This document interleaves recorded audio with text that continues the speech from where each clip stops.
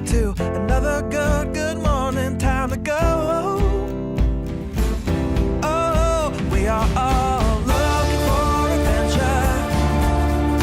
We are all looking for adventure. We are all... Welcome back to the 3x5 Live podcast. On this podcast, we talk about mindset, mindfulness, productivity, everything self-development. And we just returned from a little couples retreat. We went down to the Bahamas. During hurricane season? It rained most of the time. No, it was overcast and cloudy. With 25-mile-per-hour winds, but no big deal. We still had fun. Didn't rain on our parade. No, it didn't. It could have been much worse. And we had a beautiful day in there too. So. Yes, we got one beautiful day mixed with a rainstorm midday. But anyway, so the format of this trip is, so I think we talked about this 2 podcasts ago, but last year we went to Austin for kind of like a bigger couples retreat. There was probably 50 people at this event. Jessie spoke. We did goal planning. We did just kind of like couples masterminding, if you will. And this year we decided, hey, let's continue the tradition of doing something like that, but let's do our own thing. Mm-hmm. So 4 couples went down to the Bahamas, and we arrived on Thursday, went to dinner, kind of connected. Jessie and I knew 2 of the 3 couples, so we got to meet the 4th couple. And then Friday, we started our facilitation session. So we had it. So Friday morning, we did some, for year about reflection. 3-4 hours of year reflection. What went well this year? Mm-hmm. What needs work within your marriage, within your family, people sharing out. And then in the afternoon, we just went and explored the island and then had dinner as a group. And then Saturday morning, did love languages and did some vision boarding, followed by, hanging out at the pool and then dinner. So it was like a mix of a couple hours of this kind of masterminding time with fun. Mm-hmm. So we really wanted to have an emphasis on the fun, on the connecting, just being on vacation, mm-hmm. but having purposeful time as well, which kind of made it kind of like a cool yin and yang there. And it's been great to end the year like this with this type of reflection time where it's just the 2 of you. I mean, it's really hard to find extended chunks of time where you can really unpack the things that have gone really well, look at areas of growth and need, and be able to just like riff about it with your partner. And then also the fun and the connection and all that stuff. So it's been really cool to end our year like this. And this year didn't disappoint either. Yeah. So we're going to go through 3 kind of takeaways from the event. So the vision boarding exercise was fantastic. We used Google has a thing. Are you called, saying that because we facilitated that activity? Obviously. We facilitated the morning of day 2, which was kind of cool. That was the first time. I'm used to facilitating these types of conversations separately from Bri, and he also facilitates conversations separately. So it was nice to sit down and be able to lead together. It was actually really fun. I think you did a little more leading than I did, but I mean, obviously, no, I'm just kidding. So we use this platform called Google Jamboard, which is really interesting. And it basically... It's like a giant whiteboard. It's a giant whiteboard where you can go on there and you can just search Google images right from the whiteboard and just drag, drop, move around. So we really wanted to do a 3-year vision. 3-year visions out as a family, as a couple. What do you want to accomplish? The type of family you want to be. Some almost... becoming words, mm-hmm. that were incorporated in there, not just like I want this nice car or this lake house. It was kind of like, where do we want to be as a family from a value standpoint? And I think what's neat to think about 3 years out is, where were you 3 years ago? And I think about the growth that we've had in the last 3 years, and I can't even, if I dreamed 3 years ago where we would be today, I don't think I could have dreamed big enough. Mm-hmm. So that really put things in perspective of, okay, let's futurecast 3 years out.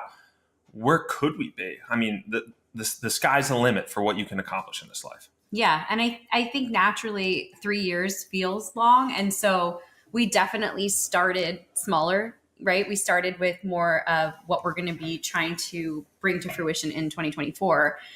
We've had a habit of picking a word for the year and really kind of using that word to guide us. Yours this year was light, and that not in like the sense of like bright light, but more of like letting go of some things and lessening the load and lighten like diet Yeah. areas, everything. Yeah. Right. So we came up with the word this year, or I came up with the word, and I don't know where it came from, but I wanted the word rooted, setting up roots. So it's no secret, if you've been following with us, that we have been on the go for the last 3.5 years, ever since COVID, with, the short-term rental properties, and we're traveling all the time. And I've been homeschooling, which makes it so that we're transient and we're kind of like nomadic, right? We can move wherever we are. We take our kids with us.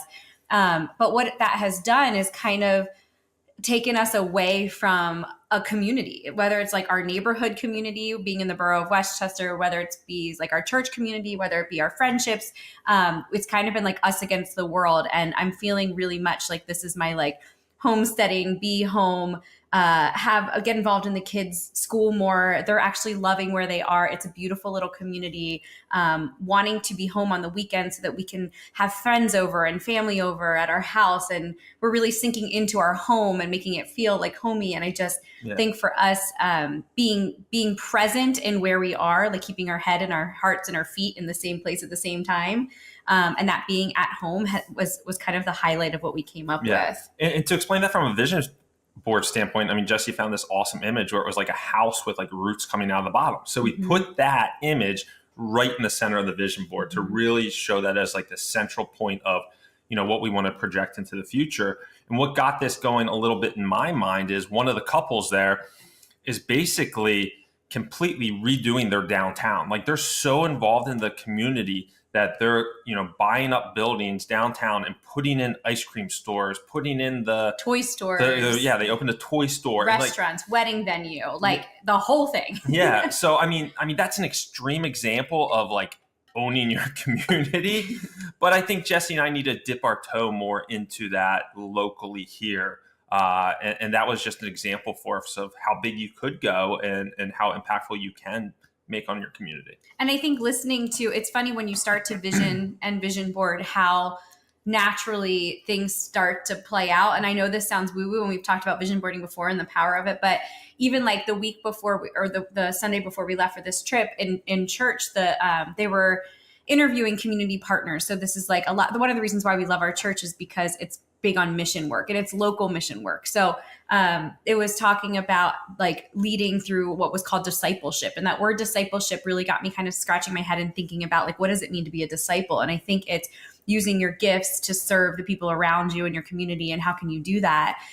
So that messaging was there right before we left. And, then we looked at the rooted and we're like, what kind of things can we bring into our community, and how can we use our gifts to do this? So there was like this organization called Young Life that deals with like teenagers. And I was like, that seems like something that speaks to me. We're talking about doing like 5Ks for charity or some charity work within our community. We're talking about volunteering our time and our gifts for the places that are like really in our small circle of community. So now that we're open to that, we keep seeing things that come through that we're like, oh, this is something we can do, and this is something we can hold on to, and let's pull this string. And so even just doing this exercise last week, I feel like we've already started to generate some dialogue about how we can embody this word and what this means for us in the next year. Yeah.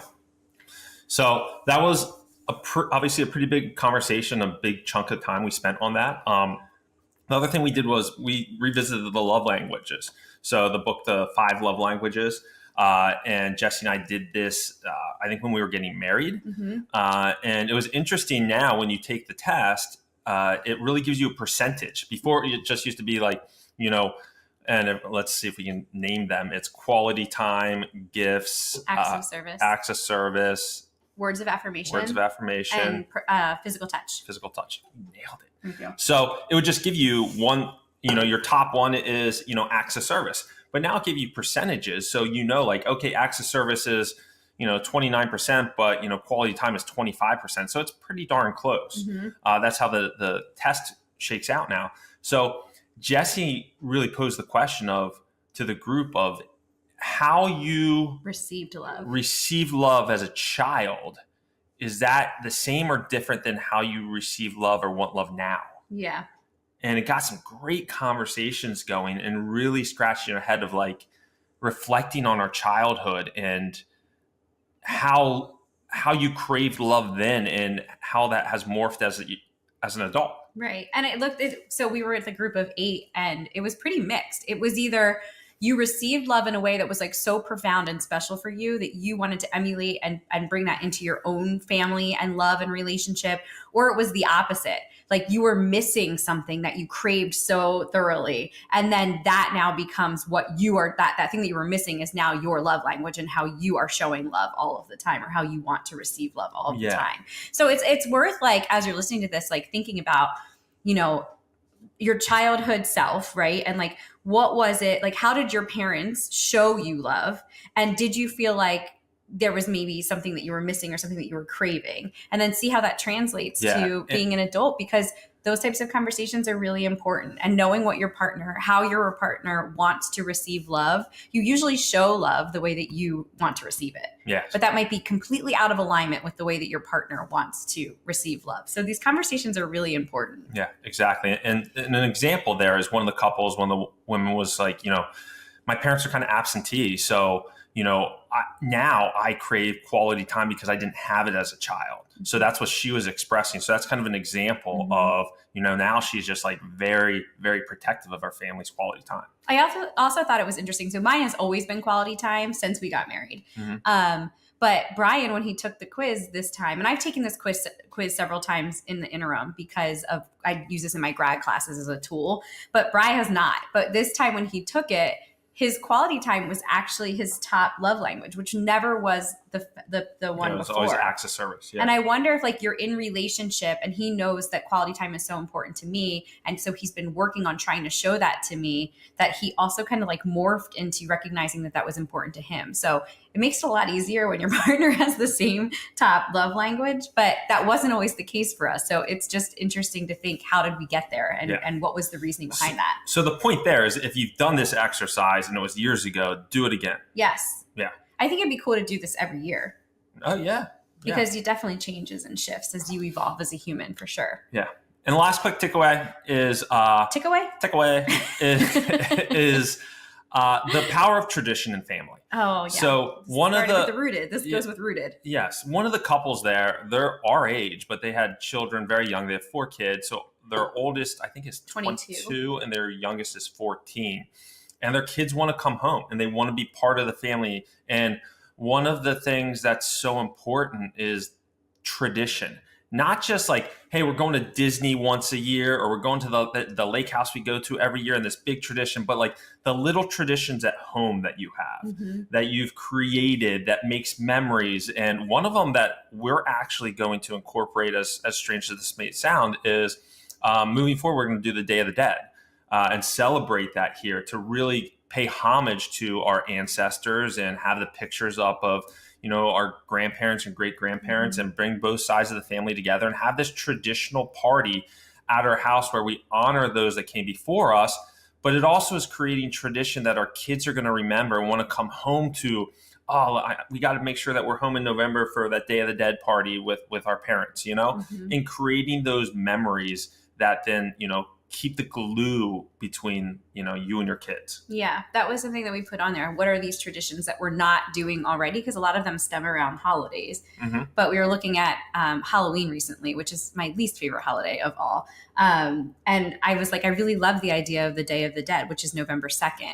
So the kids were excited. They've seen the movie Coco, which is something that kind of helped inspire it. But you know, we're big on legacy, and I want more than anything for our parents to be able to tell the stories of their childhood and their memories of their parents and their grandparents, because it's through those stories. That's the only way that you can learn about your ancestors. It's really through like word of mouth. And if you don't create a platform or an opportunity for those stories to be shared, I really don't think that it happens organically. So our goal is to put our parents in the hot seat and make them talk about their grandparents so that our kids can then learn those stories and then pass it on, like almost like a folklore type experience. Exactly. And I think it will impact our parents too, because then our parents are like, all right, if this tradition continues, how am I going to be remembered? And what are the stories that are going to be told about me? And one day, you know, my picture will be up there and people are going to just take this little time to have these discussions. Yeah. So neat. Long story long, this one went a little bit longer, but it was a weekend filled with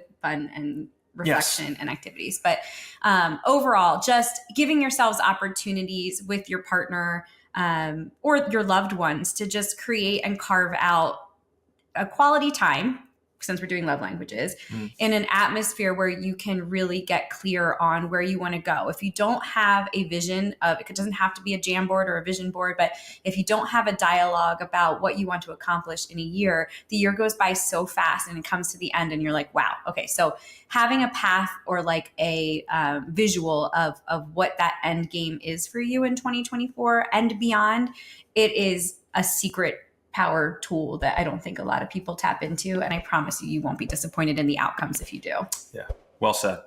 All right. Until next week, guys. Take care. We are all